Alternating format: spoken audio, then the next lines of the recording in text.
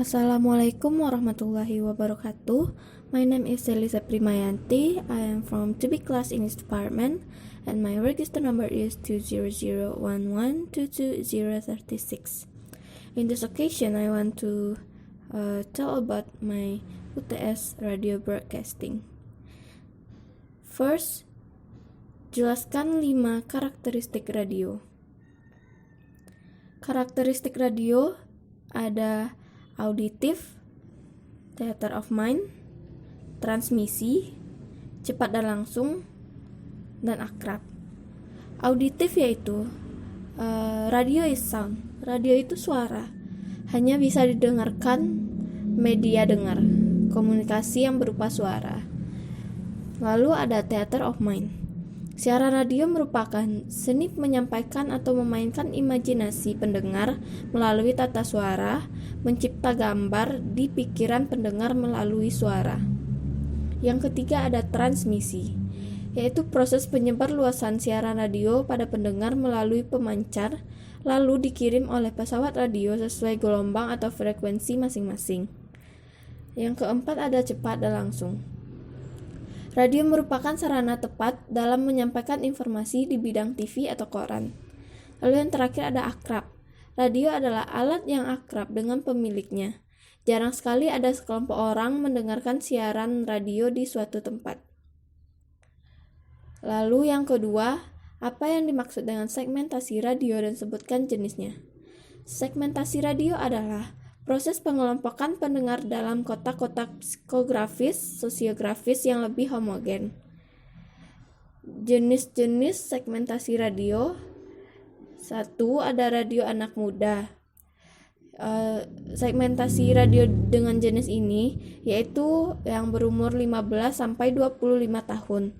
Biasanya radio anak muda kerap kali menyuguhkan acara-acara berformat kekinian. Misalnya seperti acara curhat remaja, ngulik lifestyle, hingga kehidupan seputar cinta monyet. Lalu ada radio dewasa. Disebut radio dewasa karena musik yang diputar dan program acara yang disajikan layak dikonsumsi orang dewasa. Misalnya saja pemutaran lagu-lagu sekitar tahun 60 sampai 90-an.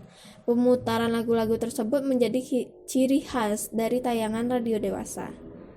Lalu ada radio religi, yang pastinya berisi tentang putar religi. Beberapa radio yang mengidentifikasikan dirinya sebagai radio religi cukup banyak. Salah satunya ada Radio Dakta, Radio At-Tahiriyah, Radio MKFM, hingga yang bercorak kekristenan seperti Radio Pelita Kasih. Lalu ada radio berita. Dikatakan radio berita karena konten acaranya 80% didominasi oleh berita. Salah satu contoh dari sekian banyak radio berita ada Radio El Shinta, Radio RRI, dan Radio Trijaya. Gaya siaran radio berita sama seperti siaran di TV berita. Ada laporan pemberitaan yang dibacakan oleh penyiar, pemutaran musik hanya sekedar selingan saja. Biasanya tidak lebih dari 2-4 lagu saja. Dan yang terakhir ada radio dangdut. Salah satu radio yang konsisten hanya berada di jalur musik dan dangdut. Salah satunya bisa ditemui pada Radio Cosmo. Agar kesan dangdut dan merakyat, gaya siaran radio dangdut sengaja dibuat ceplos-ceplos. Selain Radio Cosmo, ada juga radio khusus ke dunia dangdut lainnya, salah satunya yaitu Radio Suara, Radio El Ganga, hingga Radio Antasalam. Ciri khas lain dari radio dangdut yaitu penggunaan bahasa-bahasa berlogat kedaerahan. Lalu soal nomor 3, jelaskan pengertian kode etik dan hukum, serta berikan contoh dari kode etik dan hukum penyiaran radio.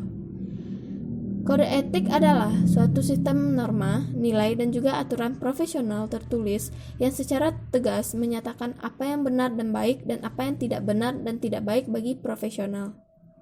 Kode etik menyatakan perbuatan apa saja yang benar atau salah, perbuatan apa yang harus dilakukan, dan perbuatan apa yang harus dihindari. Contoh kode etik dalam penyiaran yaitu isi siaran dilarang bersifat fitnah, menghasut, menyesatkan, dan atau bohong, menonjolkan unsur kekerasan, cabul, perjudian, penyalahgunaan narkotika dan obat terlarang, atau mempertentang suku, agama, ras, dan antar golongan.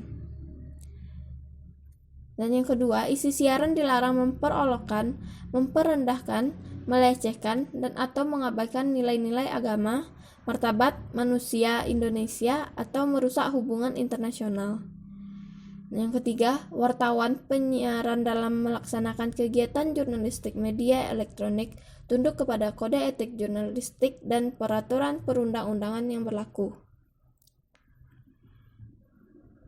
Lalu lembaga penyiaran yang melanggar UU Penyiaran dikenai sanksi administratif mulai teguran tertulis hingga pencabutan izin penyelenggaraan penyiaran dan pidana penjara paling lama 5 tahun dan atau denda paling banyak sebanyak 1 miliar rupiah. Pengertian hukum. Hukum adalah peraturan perundang-undangan peraturan yang bersifat memaksa, yang menentukan tingkah laku manusia dalam lingkungan masyarakat, yang dibuat oleh badan-badan resmi yang berwajib. Pelanggaran mana terhadap peraturan-peraturan tadi berakibat diambilnya tindakan, yaitu dengan hukum tertentu. Seperti contohnya pada bab 3 penyelenggaraan penyiaran, bagian pertama umum pasal 6 ayat 1 yang berisi penyiaran diselenggarakan dalam satu sistem penyiaran nasional. Ayat 2, dalam sistem penyiaran nasional sebagaimana dimaksud dalam ayat 1.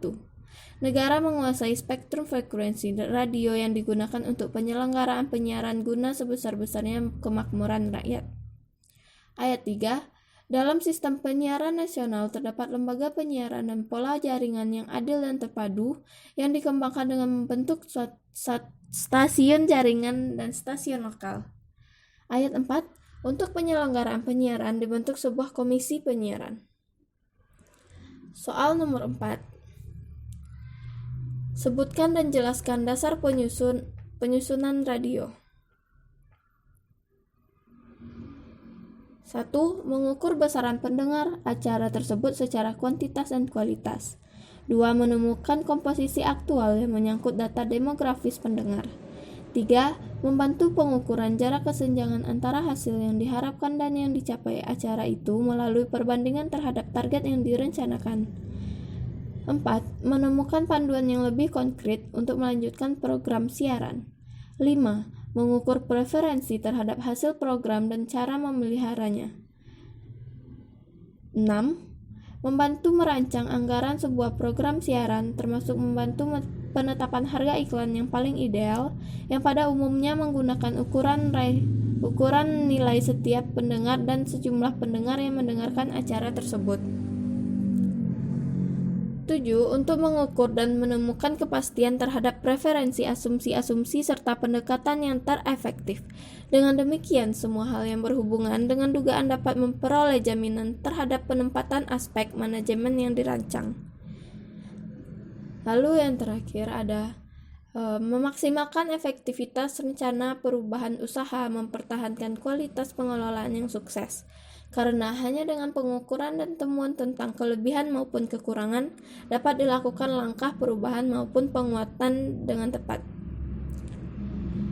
Lalu soal yang kelima, ada 3 keterampilan siaran atau announcing skill yang harus dimiliki untuk menjadi seseorang penyiar yang baik, yaitu teknik vokal, personality, and visualization. Coba jelaskan masing-masing keterampilan tersebut. Yang pertama itu teknik vokal. Teknik vokal artinya teknik memproduksi suara atau mengeluarkan suara atau berbicara dengan baik, enak didengar, jelas dan indah dalam tanda kutip atau merdu, dan teknik vokal akan menghasilkan suara terbaik.